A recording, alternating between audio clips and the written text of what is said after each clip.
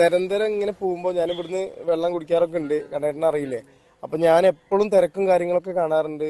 കണ്ണേട്ടനും വൈഫും കുട്ടികളൊക്കെ അത്രയും, കാരണം എപ്പോ പോകുമ്പോഴും അങ്ങോട്ട് വണ്ടി കൊണ്ടൊക്കെ പോകുമ്പോഴൊക്കെ തിരക്കുണ്ടാവാറുണ്ട്.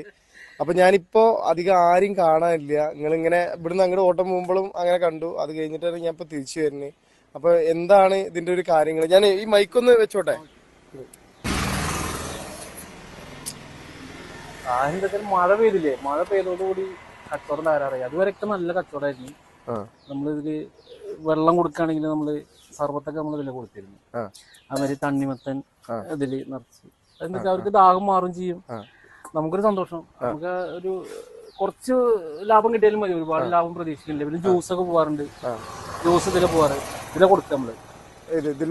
സർബത്തൊക്കെ ഇതിന് കൊടുക്കാറ്. ഗ്ലാസ് ഉപയോഗിക്കല് വളരെ കുറവാണ്. നാരങ്ങ മാത്രം ഉപയോഗിക്കുന്നുള്ളൂ.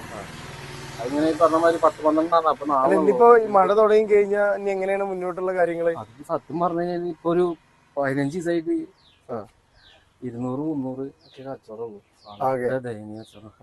ഇതിപ്പോ കയ്യേട്ടപ്പോ എന്റെ മോൾക്ക് ഞാനിത് ഓറഞ്ച് ജ്യൂസ് കൊടുത്ത്. ആരും ഇല്ല, ആൾക്കാരില്ല. ഒന്നാമത് കച്ചവടം വളരെ കുറവ്. കയ്യേട്ടപ്പോ ഈ മഴക്കാലം തുടങ്ങി കഴിഞ്ഞാൽ ഇനി മുന്നോട്ടുള്ള കാര്യം ഞങ്ങൾക്ക് ആദ്യം ഇവിടെ വെള്ളം ഇറങ്ങുന്നതിന്റെ ഒരു സൗകര്യം ഒന്ന് ക്ലിയർ ആക്കണം എന്നുണ്ട്. അത് ചെയ്തിട്ട് എനിക്ക് ചെറിയൊരു കഞ്ഞി പരിപാടി നമ്മൾ ചെയ്തിരുന്നു. അപ്പൊ അതിന്റെ സാധനങ്ങളൊക്കെ നമ്മൾ തിരിച്ചിട്ടുണ്ട്. അപ്പൊ അത് ചെയ്യണം എന്നുള്ള ആഗ്രഹമാണ്. കഞ്ഞി അത് ഉച്ചക്ക് ആളുകൾക്ക് രാവിലെ നേരത്തെ തുടങ്ങിയിട്ട് വേനൽക്കാലം ആയ പറഞ്ഞ മാതിരി അതിന് നേരം കിട്ടില്ല. ഈ പറഞ്ഞ ചെയ്യണം എന്നുണ്ട്. പക്ഷെ ഇവനൊന്നും ലെവലായിട്ടില്ലേ. 2 കുട്ടികളാണ്. 2 കുട്ടികളാണ്. താമസിക്കുന്നപ്പോ എങ്ങനെയാണ്? താമസിക്കുന്നത് ഒരു വാടക വീട്ടിലാണ്. അത് ആകെ പൊളിയാറായിട്ട് കിടക്കുന്നത്. വാടക വീട്ടിലാണ് താമസിക്കുന്നത്? ഇവിടെ തന്നെയാണോ? ഇവിടെ. അപ്പൊ പ്രിയമുള്ളവരെ, ഞാന് ഇപ്പൊ ഉള്ളത് തൃശ്ശൂർ ജില്ലയില് ചേലക്കര മണരാടി എന്ന് പറഞ്ഞ സ്ഥലത്താണ് കേട്ടോ. കാണുന്ന ആളുകളൊക്കെ ഇതുപോലുള്ള കുടുംബങ്ങളെ, കാരണം അവർക്കൊരു നിത്യ വരുമാനത്തിനും അവരുടെ 2 മക്കളാണ്, വാടക വീട്ടിലാണ് ഇവര് താമസിക്കുന്നത്. ഒരു ഉപജീവന മാർഗത്തിന് വേണ്ടിയിട്ടാണ് ഇതുപോലുള്ള കാര്യങ്ങളൊക്കെ ചെയ്യുന്നത്.